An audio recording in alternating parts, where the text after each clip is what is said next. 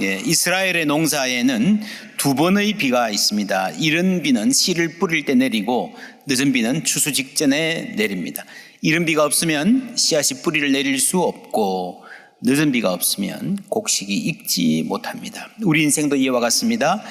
이른 비, 젊은 날의 설레임, 새로운 출발의 기쁨이라 할 수 있습니다. 결혼식의 눈부신 순간, 첫 직장의 합격 소식, 새로운 도전의 흥분이 있습니다. 눈부신 출발이 아니어도 기대하는 미래가 있었고 아주 넉넉하진 않아도 차근차근히 모으면 더 나은 생활을 꿈꾸어 볼 수 있었던 시절이 있었습니다.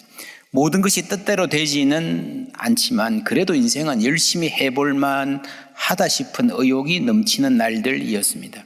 그러나 그 이른비 뒤에 메마르는 시간이 다가옵니다. 바라는 학교에 들어갔는데 그 안에 더 치열한 경쟁 그리고 열등감이 있습니다. 남들이 꿈의 직장이라 부르는 곳에 입사 성공했는데 스트레스 때문에 쓰러질 지경입니다. 아침마다 출근하는 것이 죽으러 가는 것 같고 이것에 얼마나 더 버틸 수 있을까 하는 이들 많습니다. 신앙생활도 하나님 뜻대로 살고자 하는 삶에도 설레이는 출발이 있는가 하면 메마름을 견뎌야 하는 시간도 다가옵니다. 목사님들도 그래요. 하나님께 헌신하고 목사 안수까지 받았는데 별 의미 없어 보이는 일들에 매여 있고 상처는 많고 허무감까지 몰려올 때가 많습니다. 어떡하죠? 7절 말씀 다 함께 읽습니다. 그러므로 형제들아 주께서 강림하시기까지 길이 참으라. 보라 농부가 땅에서 나는 귀한 열매를 바라고 길이 참아 이른 비와 늦은 비를 기다리나니. 우리에게 뭔가를 시작하게 해준 이른 비가 있다면 늦은 비도 있을 것입니다. 그런데 지금 당장은 아닐 수 있습니다. 기다려야 합니다. 그래서 필요한 것 농부의 마음입니다. 여러분 있습니까? 우리 자녀들에게 있을까요? 농부의 마음? 대부분 현대인의 마음들은 이렇습니다. 들으라 너희 중에 말하기를 오늘이나 내일이나 우리가 어떤 도시에 가서 거기서 1년을 머물며 장사하여 이익을 보리라 하는 자들아 마음이 들떠 있습니다. 금방 성공이 손에 잡힐 것 같습니다. 야고보서는 이 4장에서 도시 이야기를 하고 5장에 와서 농부의 마음을 말합니다. 도시인의 욕망, 농부의 인내를 의도적으로 대비하고 있다고 보아야 합니다.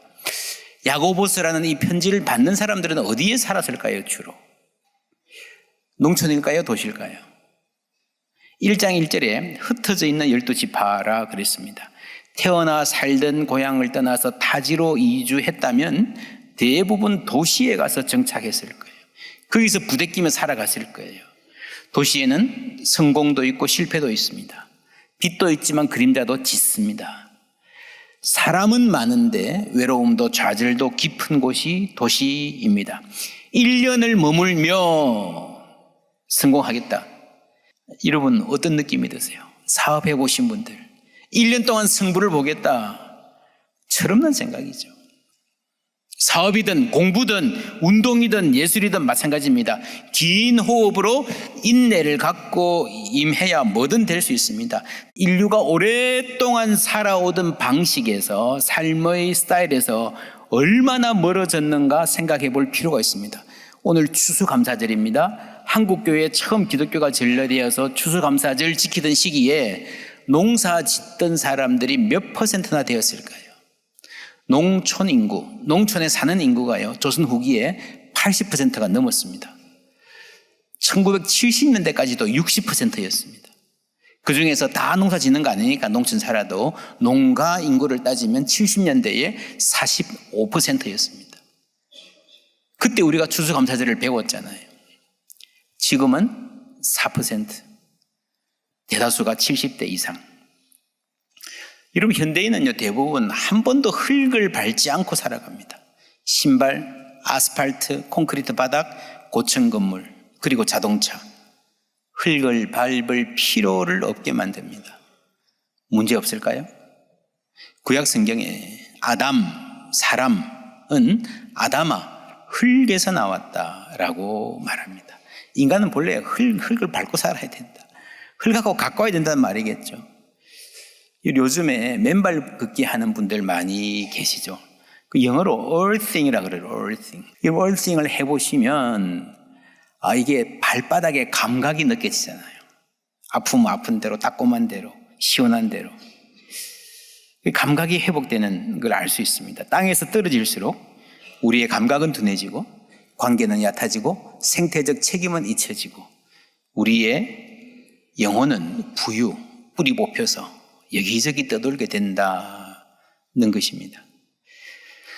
오늘은 여기 있다가 내일은 저기서 얼쩡거리고 아무데나 갈 수 있는 것 같지만, 빨리 움직일 수 있는 것 같지만 어디에도 머물지 못하는, 이것을 자유라 착각하는 부유한 시대, 부유하는 영혼. 현대인의 깊은 불안이 설명되지 않습니까? 여러분, 우리가 교회에 오면요, 그래도 맥추감사, 추수감사 이런 말 듣잖아요. 우리가 땅과 연결되어야 하는 존재구나, 하나님께 뿌리 내려가는 존재이구나 하는 것을 그나마 알 수 있고 고백할 수 있습니다. 그래서 오늘 같은 시대에 이런 우리가 밥 한 그릇, 한 모금의 물, 한 줄기 햇살 속에서 하나님의 은혜를 헤아리는 그 추수감사들이 얼마나 귀한 절기인지 모릅니다. 여러분, 식물이 뿌리 내리는 것을 착근한다 그러죠. 인간이나 동물이 처음 수정되고 나서요, 이 자궁 내벽에, 모체에 안착하는 것을 착상한다 그러죠. 식물이 여러분 착근하지 못하면 자라지 못하죠. 생명이 되지 못합니다. 동물도 마찬가지입니다. 착상이 안 되면, 수정이 되어도 착상이 안 되면요, 생명으로 자라가지 못한다. 여러분, 그 재밌는 것은 이 착상이라는 말이 사람의 생명이 생길 때뿐 아니라 어떤 글을 쓰는 사람이 아이디어가 떠오른다든지, 작곡을 하는 사람이 음률이 떠오른다든지 라고 할 때 이걸 착상이라 그러잖아요. 이 창조성, 이 창조성이 있으려면요, 뭔가 착상, 착근, 착상 붙어 있는 게 있어야 된다는 거죠. 이 생각이 부유해서 지맘대로 돌아다녀가지고는 절대로 이런 창조적일 수가 없습니다. 착근은 또 무슨 제도가 잘 자리 잡는다 할 때 착근이란 말을 쓰잖아요. 아주 중요한 비유입니다. 그래서 여러분, 상상력에는요, 창조성에는요, 이 집요함이 있어야 됩니다. 하나의 생각과 하나의 지점에, 하나의 질문에 오래 머무는 능력. 여러분, 윤동주의 시 별 해는 밤 아시죠? 별 하나의 추억과 별 하나의 사랑과 별 하나의 쓸쓸함과 계절이 지나는 하늘에는 그리움으로 가득 차 있습니다. 저는 그 시 읽으면서요, 야, 나도 별을 봤는데 나는 왜 이런 시를 못 썼지? 얼마나 많이 봤겠습니까? 누구나 다 보는 별을 윤동주는 얼마나 많이 몰입해서 봤겠습니까? 거기서 창조성이 나오는 거예요. 여러분, 설교도 마찬가지입니다. 왔다 갔다가 아니라 하나님 주신 음성에 착근할 수 있어야 됩니다. 흙에서 멀어지면 인간이 인간됨을 잃어버리고 교만해진다는 거죠. 자신의 삶을 마음대로 통제할 수 있다는 환상, 하나님이 주시는 은혜의 비에, 이른 비와 늦은 비에 의존해서 사는 사람이 아니라 내가 마음대로 어떻게 할 수 있다는 환상에 여러분 빠지잖아요, 그죠? 옛날에는 더우면요, 아우 날씨 더워서 힘들겠다. 요즘은 에어컨 틀면 됩니다. 통제할 수 있다고 생각하는 거예요. 그게 얼마나 얄팍한 생각인지 우리가 재난을 당해보면 알게 되죠. 깨닫게 되죠. 우리가 통제할 수 없겠구나. 그래서 그런 마음으로 지금 생태계가 회복 불가능하게 파괴된 아주 우울한 시대를 살아가고 있습니다. 여러분, 세계의 생태계가 회복될 수 있을까요? 대부분 사람들이 노답이라 그럽니다. 그런데 일군의 학자들이 그런 말을 해요. 하나가 있다. 지금 이 순간부터 옛날처럼 세계 인구의 절반 정도가 다시 농촌으로 돌아가서 밭 깔고 논 메고 농사 지으며 살면 생태계 문제는 해결될 것이다. 어떻게 생각하십니까? 이런 사상을 급진적 농본주의라고 말합니다. 한국어로 말하면 적어도 70년대 인구의 45%가 농사 짓던 시절로 돌아가면 된다. 저는 개인적으로 동의하지 않습니다. 돌아갈 수도 없고요. 이분들의 사상이 옛날 농사 짓던 때를 너무 이상화하고 있습니다. 그때도 정답은 안 해요. 그때도 엄청난 불평등이 있었고요. 착취가 있었습니다. 그러나 이런 급진적인 주장이 나올 정도로 우리의 상태가 이 지구의 상태뿐 아니라 우리의 마음 상태가 본래에서 떨어진 심각한 상태라는 것은 우리가 자각해야 됩니다. 농본이라는 말이 서양인들에게는 대단히 생소한 개념이지만 우리는 그렇지 않습니다. 농자, 천하지대본이라는 말 아시죠? 이게 줄이면 뭡니까? 농본이에요, 농본. 도시를 떠나라는 말이 아니라 도시에서 살되 도시를 넘어서는 삶의 비전이 있어야 됩니다. 현실을 살지만 현실을 넘어서는 비전이 필요합니다. 현실에 뿌리 내리지만 현재의 내 눈에 보이는 것, 그 시야에 제한되지 않는 미래, 하나님이 펼치실 늦은 비를 바라볼 줄 아는, 그러면서 겸손하게 농부의 마음으로 살아갈 때에 하나님께서 그 자리에 은혜 주실 줄 믿습니다. 이 세계가 앞으로 어떻게 어느 방향으로 갈지 사실은 아무도 몰라요. 하나 분명한 것은요, 지금과는 근본적으로 다른 세상이 펼쳐질 것이라는 겁니다. 주목할 만한 현상 하나는요, 오랫동안 이 실리콘밸리는 세계에서 가장 냉소적인, 신에 대해서, 신앙에 대해서 가장 냉소적인 동네였는데, 그런데 놀랍게도 최근 몇 년 동안에 예수에 대한 관심이 급증하고 있다. 뉴욕 타임즈를 비롯한 많은 신문들이 대대적으로 보도하고 있습니다. 예를 들면 이런 사례인 거죠. 실리콘밸리가 과연 예수 믿을 수 있을까 제대로, 그런 주제의 기사들이 굉장히 많이 있습니다. 작년과 올해의 현상입니다. 오늘 주제가 그렇잖아요. 도시를 떠나지 않고 여기 살면서 농부의 마음으로 살아갈 수 있을까? 실리콘밸리야말로 1억 천금이 가능한 곳이고요, 세계를 뒤흔드는 젊은이들의 마음을 사로잡는 대박 스토리의 고장이고요, IT 비즈니스 고수 중의 고수들이 꿈을 안고 모여드는 곳입니다. 근데 그 최첨단의 기업들, 기업 숲들 가운데에 이런 뭐 구글, 애플, 엔비디아, 넷플릭스 여기 다 있습니다. 페이스북까지. 근데 그 엄청난 그 동네에도요, 아주 깊은 공허감과 어두운 긴장들이 있더라는 겁니다. 거기서도 농부의 마음으로 하늘을 바라보면서 살아가는 삶이 가능하다, 아니 필요하다는 것입니다. 앞으로 세상이 어떻게 전개될지 모르지만 좀 앞서가는 도시들을 보면요, 우리가 힌트를 얻을 수 있지 않겠습니까? 미래 사회에도 여전히 하나님이 필요하고 기다림이 필요한 삶이 계속될 것입니다. 그 이야기를 오늘 성경에 하는 거예요. 10절 말씀 함께 읽습니다. 형제들아, 주의 이름으로 말한 선지자들을 고난과 오래 참음의 본으로 삼으라. 선지자들은요, 주의 이름으로 말하는 것이 사명입니다. 그런데 오늘 이 말씀에서는요, 그들의 말이 아니라 고난과 오래 참음, 그들의 삶을 본으로 삼으라 그랬습니다. 그리고 인내하는 삶의 모범으로, 원탑으로 구약성경에 욥을 꼽습니다. 욥의 삶을 보면은 조급한 낙관주의가 믿음하고 다르구나 하는 것을 알게 됩니다. 조급한 낙관주의라는 말은요, 잘 될 거야, 금방 괜찮아질 거야, 금방 나을 거야, 그냥 그런 가벼운 위로를 말하는 거죠.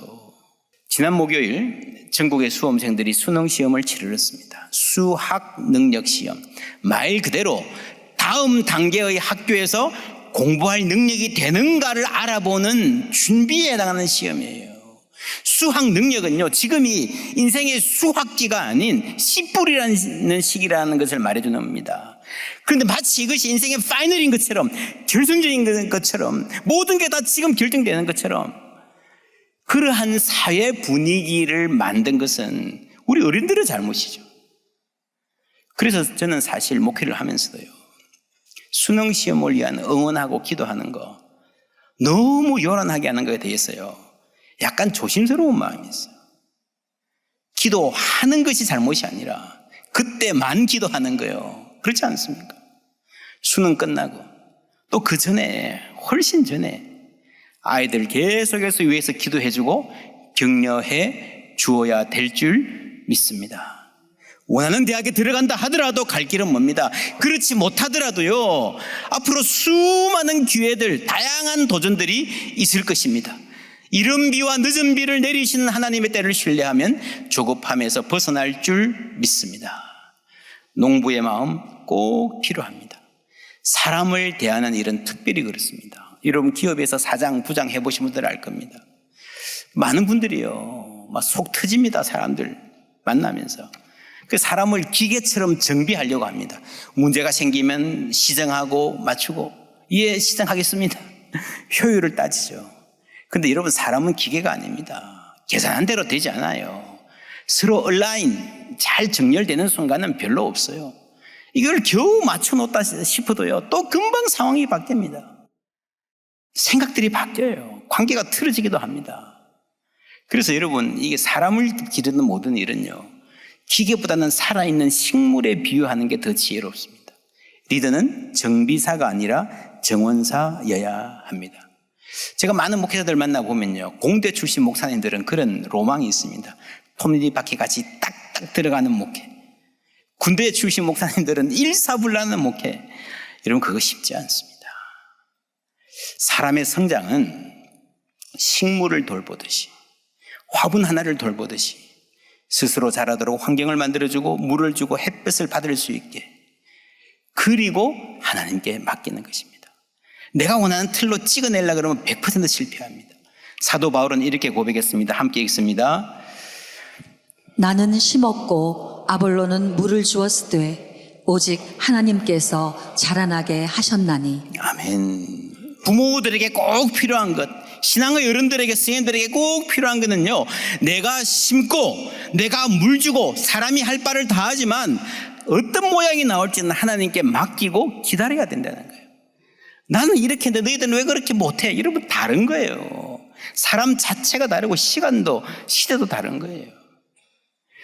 여러분, 그래서 사람을 대하는, 부모들을 포함해서 사람을 대하는 모든 사람들은요, 일보다 사람이 더 중요하다 알잖아요.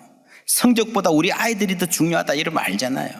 그러면 내 생각에 못 미치는, 내 기대와 어긋나는 모양이 보일 때에 이것이 포기해야 될 때가 아니고 기다려야 할 때라는 것을 알아야 됩니다. 부모가 자녀를 키울 때, 기업에서 부하 직원을 대할 때 다 마찬가지입니다. 농부의 마음으로 심고 물 주고 하나님을 기다리는 마음 필요한 줄 믿습니다. 이것이 여러분, 인내가 굉장히 중요해지는 거예요. 그래서 이 야고보가 구약성경 전체를 통틀어서 인내의 모범으로 욥을 이야기합니다. 원탑 인내의 사람 욥. 그런데 여러분, 욥기를 자세히 읽어보시면요, 그런 생각이 듭니다. 욥이 인내의 모델이 될 만한 인물인가? 여러분, 욥도 인내의 완벽한 모범이 아니에요. 그게 여러분 사람입니다. 여러분, 주위에 소위 위인들이라고 하는 성공했다는 사람들 물어보세요. 오랜 기간 기다려서 인내해서 이루었다 그러지만 그 안에 수없이 그만두고 싶은 때가 많이 있었어요. 좌절할 때가. 그때 어떻게 누군가가 다가와서 어떤 일이 일어나서 그때 명쾌해 주셨기 때문에 이까지 온 거예요. 그것이 하나님 주시는 늦은 비인 줄 믿습니다. 하나님의 도우심이 선물처럼 다가오지 않으면 여러분, 자기 삶을 제대로 살아갈 수 있는 사람 아무도 없습니다. 보라, 인내하는 자를 우리가 복되다 하나니 너희가 욥의 인내를 들었고, 그 다음에 뭐라 그래요? 주께서 주신 결말을 보았거니와. 누가 주신 결말입니까? 주께서 주신 결말이에요. 자, 보세요. 너희가 욥의 인내를 들었고 그 욥의 탁월한 인내가 만들어낸 결과를 보았다. 욥의 불굴의 의지가, 투지가 일구어낸 결과를 보았다. 그렇습니까? 아니에요. 여러분, 작년인가요? 중요한 건 꺾이지 않는 마음 그랬지만, 중꺾마 그랬지만요, 그게 어느 정도까지는 인간의 힘으로 가능합니다. 근데 그걸 넘어서면요, 인간이 안 되는 대목이 있는 거예요. 욥이 받은 그 결과는 욥의 인내의 열매가 아닙니다. 하나님이, 주께서 주신 결말인 줄 믿습니다. 하나님의 선물이에요. 다시 보시면, 너희가 욥의 인내를 들었고 주께서 주신 결말을 보았거니와. 들었고 보았거니와. 우리가 듣는 것과 그 결말을 보는 것은요, 언제나 차이가 있습니다. 오늘 말씀 정리하면 이른 비와 늦은 비 사이에 차이가 있죠. 그 사이에 메마른 시간이 있습니다. 말과 삶 사이에도 차이가 있습니다. 여러분, 우리가 말은 얼마나 잘합니까? 그렇죠? 그런데 그게 삶으로 나타나기까지 얼마나 많은 유혹이 있습니까? 게으름이 있습니까? 합리화가 있습니까? 내가 말은 그렇게 했지만 이제 그렇게 안 해도 되는 이유를 찾는데 우리가 얼마나 능합니까? 말한다고 그대로 사는 거 아닙니다. 마찬가지로 들었고 보았거니와. 수많은 사람들이 하나님의 말씀을 듣지만 그 결과를 보는 사람은 여러분 그 중에 소수일 수 있습니다. 여러분 그 결말을 보는 은혜의 백성 되기를 주님의 이름으로 축원합니다. 들었고 보았거니와. 보세요. 여러분 어디 가서 맛있는 요리를 맛보았습니다. 너무너무 만들고 싶어요. 어떻게 만들어요? 레시피를 알려줬습니다. 들었습니다. 그걸 눈으로 보려면 집에 와서 해봐야 되잖아요.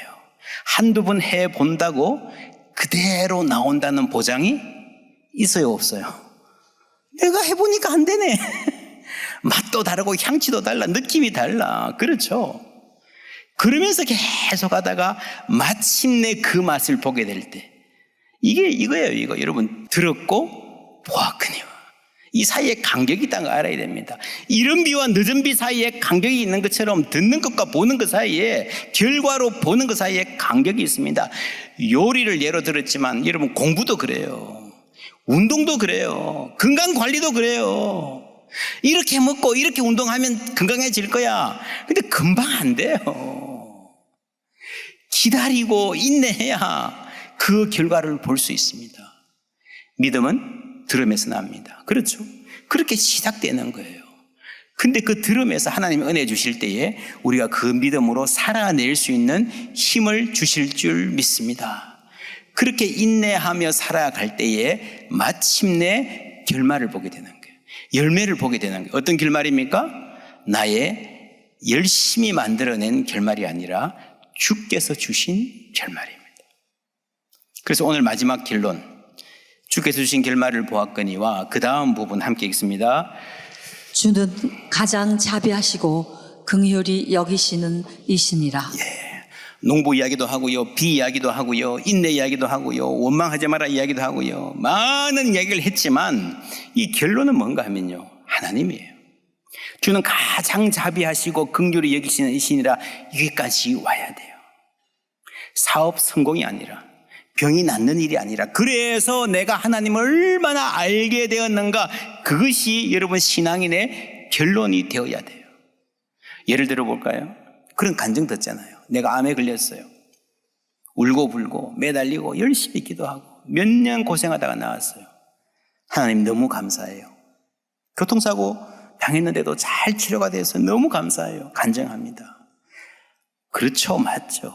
근데 생각해 보면요, 아예 암 안 걸린 사람도 있어. 그렇잖아요. 아예 교통사고 안 당한 사람도 있어. 그 사람이 훨씬 더 감사하지. 누가 더 감사할까요? 근데 이 사람은 그냥 고만고만하게 사는 사람은요, 감사한 줄 모르는 거예요. 이 고생해본 사람은 감사한 줄 아는 거예요.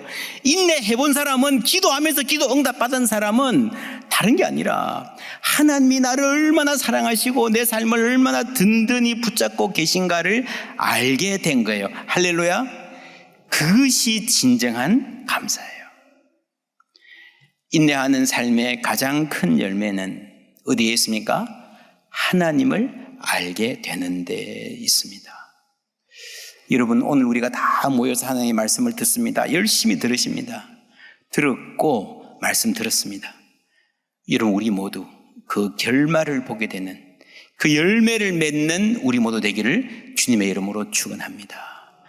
내가 만들어낸 결과가 아니라 주께서 주신 결말, 주께서 이른 비와 늦은 비로 인도하시는 그 자비와 긍휼 가운데서 우리를 얼마나 사랑하시는지 보여주고 알려주시는, 그래서 바로 그 믿음이 우리의 또 다른 소망이 되어서 세상에 하나님의 살아계심을 증거하는, 하나님의 선하심과 인자하심을 보여주는 우리의 삶 다 되기를 주님의 이름으로 축원합니다.